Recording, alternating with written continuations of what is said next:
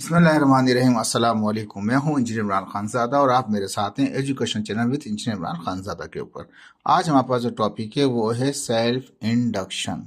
तो self induction में क्या होता है, इसको समझने से पहले थोड़ा सा हमें समझना पड़ेगा कि पहले आप क्या पढ़ चुके हैं। देखिए, हम ये जानते हैं जब भी कोई फील्ड कट करे किसी कंडक्टर को, चाहे पास आते हुए चाहे वो दूर जाते हुए, उस कंडक्टर में क्या होता है, मैग्नेटाइज कर देती है उसको इंड्यूस ईएमएफ करती है और उसमें हम चेक करते हैं करंट जनरेट हो जाता है। ये तरीकाकार भी आप पढ़ चुके हैं कि कोई भी अब सोर्स जो है वो परमानेंट मैग्नेट भी हो सकता है, वो सोर्स अल्टरनेटिंग करंट भी हो सकता है। इसकी वजह से मैग्नेट फील्ड आ रही है, magnet field I, magnet field ने कट किया किसी कंडक्टर को, नतीजा क्या हुआ, उस कंडक्टर के अंदर एक इंड्यूस ईएमएफ पैदा हो गया। इंड्यूस ईएमएफ कैसे क्या होगा, उसमें करंट भी गुजरना शुरू हो जाएगा। ये आप जानते हैं, यानी कि फील्ड जब कट करे किसी कंडक्टर को तो उसमें इंड्यूस ईएमएफ पैदा कर देती है। यहां तक तो हम पढ़ते रहे, लेकिन अब थोड़ा सा इसको चेंज करेंगे। अब यही बात यहाँ पे कही हमने, ये अल्टरनेटिंग सोर्स दे रखा है। अल्टरनेट सोर्स का मतलब क्या है, अल्टरनेटिंग करंट में पॉजिटिव साइकिल भी आता है और उसका निगेटिव साइकिल भी आता है, यानी कि अप जाएगा वो साइकिल, नीचे भी जाएगा, तो वो वेरी हो रहा होता है। इसमें से क्या होता है, जब भी किसी अल्टरनेटिंग करंट को दें किसी कॉइल को, यानी किसी कॉइल को कनेक्ट कर दें अल्टरनेटिंग सोर्स के साथ, तो ये जो कॉइल है वो क्या करती है, उसको मैग्नेटाइज हो जाती है। उसमें से जहां से करंट आ रहा है वो नॉर्थ बन जाता है और नतीजा क्या होता है, नॉर्थ से साउथ की तरफ फील्ड जनरेट होनी शुरू हो जाती है। वो जो फील्ड के अंदर कोई कंडक्टर आ गया, जैसे मेरा पेन है, इसको कंसिडर कर लें कंडक्टर है, ये फील्ड के एरो जा रहे हैं, मैंने इसको बिल्कुल इसके साथ यहाँ पे रख दिया, यानी कि ये फील्ड कट कर रही है मेरे इस पेन को, तो इस पेन में क्या करेगा, इंड्यूस ईएमएफ कराएगी, ये आप जानते हैं। अब यही फील्ड जब अपने कंडक्टर को कट करेगी तो क्या होगा, इस कंडक्टर के अंदर ये जो कॉइल बनी हुई है आपको, इसके अंदर क्या होगा, इंड्यूस ईएमएफ होगा। लेकिन ये जो इंड्यूस होगा ये खुद इसी ने जनरेट किया हुआ होगा और इसी के अंदर ही दोबारा इंड्यूस ईएमएफ पैदा हो गया। तो नतीजा क्या हुआ, ये जो इसी की अपनी फील्ड की वजह से जो इंड्यूस ईएमएफ इस कॉइल के अंदर पैदा हुआ है उसे कहेंगे बैक इंड्यूस ईएमएफ। अब करंट ऐसे जा रहा था घूमता हुआ, तो याद रखिए करंट की डायरेक्शन अगर ऐसे थी तो इंड्यूस ईएमएफ जो इसमें जनरेट हुआ है उसकी डायरेक्शन करंट की क्या होगी, वो रिवर्स होगी, बिल्कुल अपोजिट होगी। ठीक है, ये तो मैंने अल्टरनेटिंग सोर्स से बताया। फिर इसी को मैं डीसी सोर्स से बताऊंगा, फिर डिफाइन भी करूंगा। अब स्टार्ट करते हैं लेक्चर को बाकायदा। तो कहता है कि डेफिनेशन क्या है इसकी का, अ changing current in a coil, जैसे ये कॉइल है, इसमें चेंज होता हुआ करंट क्या करेगा, प्रोड्यूस करेगा and induce EMF in the coil itself, अपनी ही कॉइल, जिस कॉइल में चेंजिंग करंट गुजर रहा है वो अपनी ही कॉइल के अंदर एक इंड्यूस ईएमएफ पैदा कर देगा अपनी ही कॉइल के अंदर, उसे कहते हैं सेल्फ इंडक्शन। दूसरा तरीकाकार ये भी देख लीजिए, करंट से बताया, अब मैग्नेटिक फील्ड से। आज changing magnetic field of a coil, किसी भी कॉइल की चेंजिंग मैग्नेटिक फील्ड जो है, ठीक है, अब वो जरूरी नहीं है कि एसी सोर्स हो, वो डीसी सोर्स भी हो सकती है। जैसे इसकी डीसी सोर्स से रियोस्टेट लगा रखा है हमने यहाँ पे, और ये क्या हो रहा है, इसमें मैग्नेटिक फील्ड पैदा हो रही है। तो कहता है कि एक चेंजिंग मैग्नेटिक फील्ड जो है किसी कॉइल की, चाहे इसका केस ले लें चाहे उसका ले लें, कोई सा भी ले लें, चेंजिंग मैग्नेटिक फील्ड इसमें भी है इसमें भी, दोनों में भी है, ठीक है। Changing magnetic field of a coil produce and induce EMF in the coil itself. जो चेंजिंग मैग्नेटिक फील्ड है, चाहे यहाँ का केस ले एसी सोर्स वाला चाहे डीसी का ले लें, चेंजिंग मैग्नेटिक फील्ड जो है वो प्रोड्यूस कर देगा उसी कॉइल के अंदर इंड्यूस ईएमएफ, अपने ही कॉइल के अंदर पैदा कर देगा इंड्यूस ईएमएफ। वो इस तरीके कार को हम कहते हैं सेल्फ इंडक्शन। अपने ही ऊपर इंडक्शन कर लिया, सेल्फ का मतलब है अपने ही जात पे, इंडक्शन मीन्स अपने अंदर ही इंड्यूस कर लिया, यानी कि ये मैग्नेटिक फील्ड ने अपने ही कॉइल के अंदर इंड्यूस ईएमएफ कर दिया, जिसको बैक ईएमएफ भी कहा जाता है। अब इसको समझते हैं, एक्सप्लेनेशन किस तरह से इसकी, ठीक है। थोड़ा सा डायग्राम पूरा ले लें। कंसीडर कर लिया एक कॉइल है, ये कॉइल लिया हमने, ठीक है, of N turns, number of turns, जितने भी टर्न्स हैं उसको एन से हमने रिप्रेजेंट कर दिया। एक कॉइल है जिसके एन टर्न्स हैं, which is connected in series, ये कॉइल सीरीज में कनेक्ट है किसके साथ, विथ बैटरी, एक बैटरी के साथ, इन डीसी सोर्स हो गया। रियोस्टेट यानी कि एक रेजिस्टेंस है, वेरिएबल रेजिस्टेंस, जिसको क्या करेंगे आप उसको चेंज कर सकते हैं, अप और डाउन कर सकते हैं। रेजिस्टेंस बढ़ा देंगे करंट कम गुजरेगा, रेजिस्टेंस कम कर देंगे करंट ज्यादा गुजरेगा, यानी कि इस मैग्नेटिक फील्ड को कंट्रोल करेंगे किससे, हम इसके रियोस्टेट से कंट्रोल कर रहे होंगे। एंड अ की स्विच, एक की स्विच है, जब ये ऑफ होगा तो कुछ भी नहीं होगा, जैसे घुमाते रहो कुछ भी करते रहो, जब तक ये ऑन नहीं होगा जब तक रियोस्टेट का कोई फायदा नहीं होगा। तो कहता है एक कॉइल है जिसके एन टर्न्स हैं, उसको कनेक्ट कर रखा है एक बैटरी के साथ, उसको कनेक्ट कर रखा है एक की स्विच के साथ, इसको कनेक्ट कर रखा है रियोस्टेट के साथ, यानी कि वेरिएबल रेजिस्टेंस के साथ कर रखा है, ठीक है। ये तो कंस्ट्रक्शन हो गई। नाउ ऑन द स्विच, अगर स्विच को हम ऑन कर दें, मिला दें इसके साथ, तो क्या होगा, एडजस्टेड द रेजिस्टेंस, जो रेजिस्टेंस है इसको हम एडजस्ट कर रहे हैं किसके, ऑफ द रियोस्टेट के, और एडजस्ट कर देते हैं हम किसके, इसके रेजिस्टेंस को, ड्यू टू विच, इसकी वजह से इट चेंजेस द करंट, जब रेजिस्टेंस के रेजिस्टेंस को एडजस्ट करेंगे तो चेंजिंग करंट पास हो रहा होगा, जैसे यहाँ से गुजर के पूरा लूप बनेगा, पॉजिटिव से घूम के आ रहा है, जो लूप बनेगा हमारे पास वो क्या होगा, जैसे पॉजिटिव से करंट गया घूम के यहाँ पे, जो भी करंट बनेगा हमारे पास वो चेंज हो रहा होगा रियोस्टेट की वजह से, जब चेंजिंग करंट होगा तो फील्ड भी क्या बनेगी, वो चेंजिंग फील्ड बनेगी। ये डीसी सोर्स था, ठीक है। एसी सोर्स में पता है पॉजिटिव कुछ भी नहीं करना पड़ेगा, वो बार बार खुद ही चेंज करता रहेगा, लेकिन डीसी सोर्स में रियोस्टेट लगा दिया ताकि वेरिंग फील्ड पैदा करे। तो कहता है कि due to which changing the current, current change हो रहा होगा इसके अंदर, क्योंकि रेजिस्टेंस बढ़ा देंगे करंट कम हो जाएगा, रेजिस्टेंस कम कर देंगे करंट ज्यादा हो जाएगा, तो करंट के ज्यादा होने से ज्यादा फील्ड बनेगी, तो करंट के कम होने से कम फील्ड बनेगी। तो कहता है due to which it changes the current, यानी कि रेजिस्टर चेंज करता है करंट को into the coil for producing the changing magnetic field by the coil, इस कॉइल के जरिए अब जो फील्ड जनरेट होती है वो हमारे पास चेंजिंग मैग्नेटिक फील्ड वाली मैग्नेटिक फील्ड जनरेट हो जाती है इसमें। Due to this changing magnetic field of the coil, and जब ये कॉइल में एक चेंजिंग मैग्नेटिक फील्ड पैदा हुई तो किसी और को तो कट करेगी, तो वहां पे तो इंड्यूस कराएगी, लेकिन ये अपने ही कॉइल को भी कट कर रही होती है। तो कहता है due to this changing magnetic field of coil, coil की मैग्नेटिक फील्ड की चेंज होने की वजह से an induce EMF is generated itself in the coil, इस कॉइल में ही इंड्यूस ईएमएफ हो जाता है।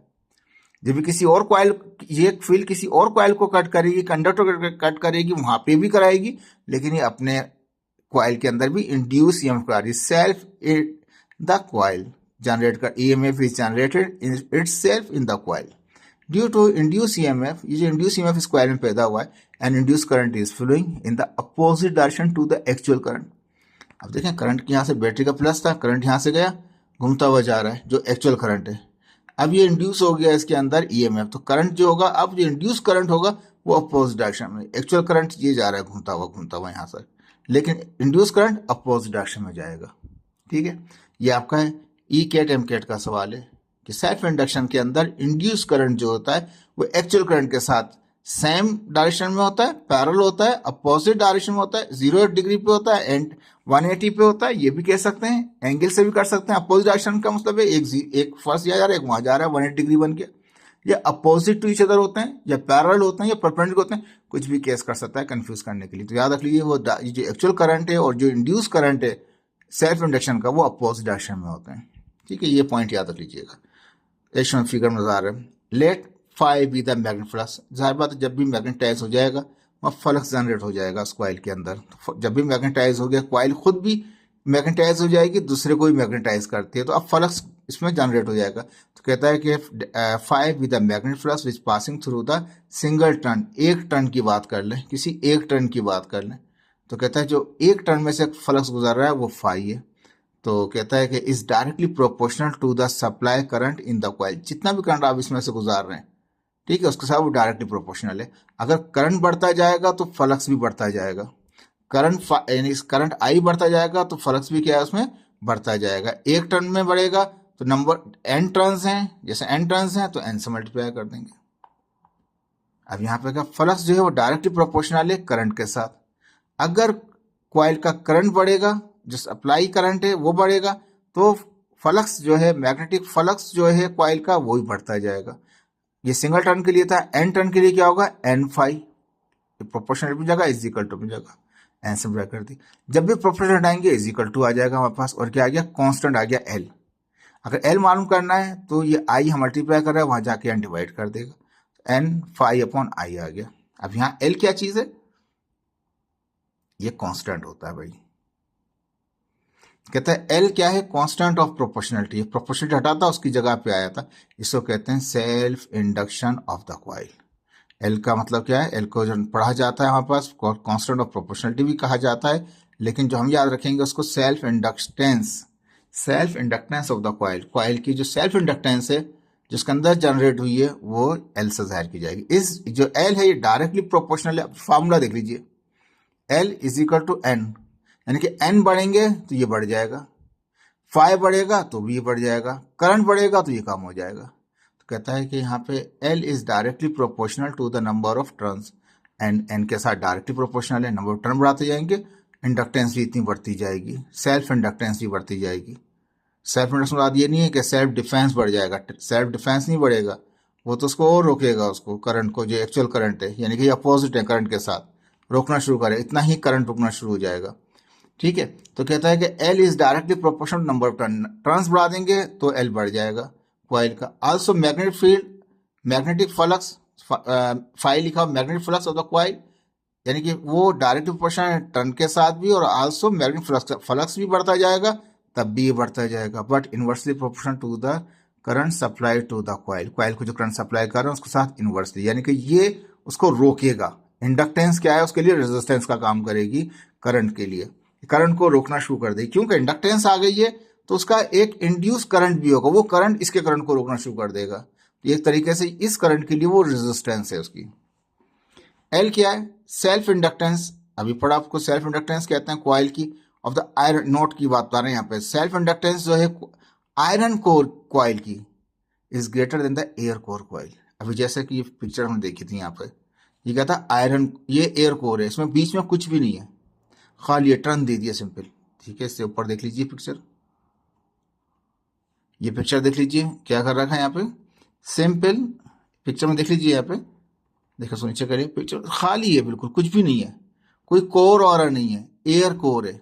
यहाँ पे देख लीजिए टर्न है खाली, बीच में कोई हमने सोलेनॉइड नहीं बनाया हुआ, कोई कोर नहीं रखा हुआ। अगर कोर रखेंगे तो वो आयरन का कोर रखेंगे, तो अगर हवा के अंदर जैसे कि ये एयर कोर है, क्या इंडक्टेंस ज्यादा होगी इसमें, या इसमें कोई हम अंदर रख दें, क्या रख दें अंदर, कोई आयरन कोर रख दें तो कब होगी, तो याद रख लीजिए जब आयरन कोर के ऊपर एक माउंट किया हुआ होगा कंडक्टर, तो इसके अंदर इंडक्टेंस इतनी ही बढ़ जाएगी, एयर कोर के अंदर इंडक्टेंस इतनी ज्यादा नहीं होती। तो यहाँ पे ये बात और से बताइए आपको कि एल, जिसको सेल्फ इंडक्टेंस कहते हैं कॉइल की, of the iron core is greater than the air core. ये भी आपका ई कैट एम कैट का सवाल है हमारे पास, कि आयरन कोर जो होता है उसकी जो इंडक्टेंस है वो ज्यादा होती है as compare to the air core. Air core का मतलब ये उसके अंदर कोर हवा है, कुछ भी नहीं है, और आयरन कोर का मतलब क्या है कि जो कोर रखा है आयरन के ऊपर चढ़ा दिया है, वाउंड कर दिया है तार को, कंडक्टर को।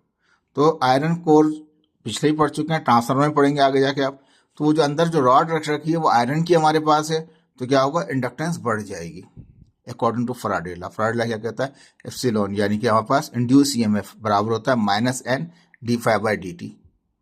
ठीक है जी, ये क्वेश्चन 2 कह दिया हमने। अभी थोड़ा सा इसको ऊपर लेके चलते हैं। तो फैराडे लॉ ने ये कहा था हमें कि ये जो है एप्सिलॉन यानी कि इंड्यूस ईएमएफ जो बराबर है minus N D phi by D T था हमारे पास। तो अब हम फाई की वैल्यू हम जानते हैं, थोड़ा यहां से ले लेते हैं, जैसे ये एन फाई आ गया, तो एन फाई बराबर है किसके, ये आई की प्रोपोर्शनलिटी में था, लेकिन इक्वल में बराबर आया एल आई के, जहां एन और फाई है वहां हम एल आई लगा सकते हैं। तो हमने देखें यहाँ पे क्या किया, इसी इक्वेशन 1 को ही वैल्यू को पुट किया, क्योंकि फाई ये एन और ये फाई की जगह हम क्या पुट कर देंगे, एल आई। तो पुट कर रहे हैं एन फाई की जगह पे एल आई पुट कर रहे हैं, एप्सिलॉन अपनी जगह इज इक्वल टू माइनस अपनी जगह एन, और फाई की जगह क्या आ जाएगा, आई आ जाएगा, एल आई आ जाएगा। तो एल यहाँ आ गया, और फाई जो था डेल्टा साथ था आई के साथ, आई बाई डी टी हो गया। ठीक है, इक्वेशन 3 हो गया। अब ये जो एप्सिलॉन नजर आ रहा है ये हमारे पास ये कहलाता है self induce electromotive force EMF. Self induce EMF भी कहते हैं, इतना लंबा नाम नहीं पढ़ते लोग, तो यार सेल्फ इंड्यूस ईएमएफ हमारे पास है epsilon of the with in a coil. ये कॉइल के अपने अंदर ही पैदा हो गया, किसी और को हिट नहीं किया उसने, अपने आप को ही जनरेट कर लिया। Is directly proportional to the self inductance. अगर इसको और से देखें तो एल के साथ डायरेक्टली प्रोपोर्शनल, अगर इंडक्टेंस बढ़ता जाएगा तो इंड्यूसिंग में भी बढ़ता जाएगा। And the rate of change of current passing through the coil, और रेट करंट जितना चेंज होता रहेगा इतना ही इंड्यूसिंग में भी बढ़ता जाएगा। अगर रेट ऑफ चेंज कम कर देंगे तो इंड्यूसिंग में भी कम हो जाएगा। अब नेगेटिव साइन किसको शो करता है, तो नेगेटिव साइन इंडिकेट करता है self induce EMF always oppose the cause that produce it. ये सेल्फ इंड्यूस ईएमएफ क्या करेगा, जिसने इसको पैदा किया है, जिसने इसको जनरेट किया है, ये उसी की मुखालफत करेगा, उसी की अपोज होगा, इसलिए क्या इस्तेमाल करते हैं, माइनस साइन आ रहा होता है इसको। Hence self induce EMF is also called back EMF, इसको बैक ईएमएफ भी कहते हैं। ठीक है, अक्सर हमने देखा होगा जब भी कोई मोटर वगैरह चलाते हैं, कोई भी कॉइल वाली चीज को ऑन करते हैं तो एकदम से वो लाइटें वगैरह डिम मार जाती हैं एकदम से। नतीजा क्या होता है, बैक ईएमएफ जनरेट हुआ होता है उसके अंदर। नाउ इक्वेशन 3, अब ये जो इक्वेशन 3 हमारे पास आई है इसी को हम लेके इस तरह से लिख सकते हैं। यहाँ पे हमारे पास कैन रेडियस अगर एल मालूम करना है, ठीक है, तो ये एप्सिलॉन को ये जो D I by D T यहाँ एल को मल्टीप्लाई कर तो वहाँ जाकर डिवाइड कर देगा, तो ई ऊपर रहेगा, D I by D T यानी कि delta I by delta D T नीचे आ जाएगा हमारे पास। माइनस साइन यहाँ रखें, वहाँ रखें, बात एक ही होगी। अब इक्वेशन 4 किस तरह कह रही है, एल निकाल लिया हमने, तो ये शो ये करता है कि इंडक्टेंस, एल का मतलब क्या है, सेल्फ इंडक्टेंस, तो ये रेशो आ गया किसका, एप्सिलॉन का इंड्यूस ईएमएफ का किसके साथ, rate of change of current के साथ। तो रेशो, ये एल क्या होता है, रेशो होता है सेल्फ इंड्यूस ईएमएफ टू का मतलब डिवाइड करेंगे द रेट का मतलब टी से डिवाइड हो, डेल्टा टी से डिवाइड हो रहा है कौन, rate of change of current, d i by D t को rate of change of current कहते हैं पासिंग थ्रू द कॉइल। इसको इस तरह भी पढ़ सकते हैं। तो ये बराबर है इंडक्टेंस, सेल्फ इंडक्टेंस बराबर है रेशो के साथ किसके, self induce EMF, ratio to the self induce EMF to the rate of change of current passing through the coil. Simple सी इसकी डेफिनेशन बन गई। Hence the presence of self inductance in the coil is called the inductor. अब ये जो coil है जिसमें self inductance पैदा हो गई, ये जो कॉइल है जिसमें सेल्फ इंडक्टेंस पैदा हो गई, या ये कॉइल है डीसी सोर्स के साथ जो कॉइल सेल्फ इंडक्टेंस पैदा हो गई, या ये कॉइल है जिसके अंदर सेल्फ इंडक्टेंस पैदा हो गई, इस कॉइल को हम इंडक्टर कहते हैं। क्या कहते हैं इसको, इंडक्टर कहते हैं। याद रख लीजिए ये इंडक्टर बहुत इंपॉर्टेंट है, ये एनर्जी को स्टोर भी कर लेता है। किस तरह से, ये आगे टॉपिक में आपको जरूर बताएंगे इसके अंदर। तो ये जो होता है कहता है कि याद रखें, hence due to the presence of self inductance L in the coil, अगर किसी कॉइल में सेल्फ इंडक्टेंस हो रही है या मौजूद है, इसका मतलब ये उस कंडक्टर को, so coil is called as inductor. Coil को क्या कहेंगे हम, उसको इंडक्टर कहेंगे। इंडक्टर वो कॉइल होती है जिसमें सेल्फ इंडक्टेंस हो रही होती है, बैक ईएमएफ जनरेट हो रहा होता है, ठीक है, इंड्यूस करंट भी उसी में ही जनरेट हो रहा होता है। ठीक है जी, ये एल क्या है, यूनिट क्या है इसका, तो उसका हेनरी इसका यूनिट है, और ये अमेरिकन फिजिसिस्ट है जोसेफ हेनरी, उनके नाम के ऊपर ये इनका रखा हुआ है। 1 henry can be defined as, इसको थोड़ा नीचे ले लेते हैं, यहाँ पे 1 हेनरी को किस तरह डिफाइन करेंगे, तो यहाँ पे लिखा है the amount of self inductance in a circuit, जो सर्किट पूरा बना हुआ है अभी, उसमें जो अमाउंट होगा सेल्फ इंडक्टेंस का, ये हेनरी क्या है, ये अमाउंट होता है सेल्फ इंडक्टेंस का। 1 हेनरी का मतलब है सेल्फ इंडक्टेंस का अमाउंट, कब, जब उसमें से करंट गुजरे 1 एम्पियर पर सेकंड का, और इंड्यूस हो जाए ईएमएफ कितना, 1 वोल्ट का, with in the same circuit. एक सर्किट है ऊपर जैसे देखे सर्किट, उसके अंदर 1 हेनरी इंडक्टेंस होगी जब करंट उसमें से पास हो रहा हो 1 एम्पियर पर सेकंड का, और उसमें बैक ईएमएफ जो बना हुआ हो 1 वोल्ट का हो। मैंने इसी को दूसरे अल्फाज में लिख दिया, when 1 volt back EMF is induce in the coil due to the change in current of 1 ampere per second. 1 volt का बैक ईएमएफ जनरेट हो गया, इंड्यूस हो गया है 1 एम्पियर पर सेकंड करंट की वजह से कॉइल में, तो सो कॉइल है, कॉइल रखता है 1 Henry self inductance of the coil, तो 1 हेनरी इंडक्टेंस रखेगा वो coil. 1 volt back EMF generate हुआ है 1 एम्पियर पर सेकंड से, तो वो कहलाएगा 1 हेनरी। 1 हेनरी बराबर है 1 volt upon 1 ampere per second.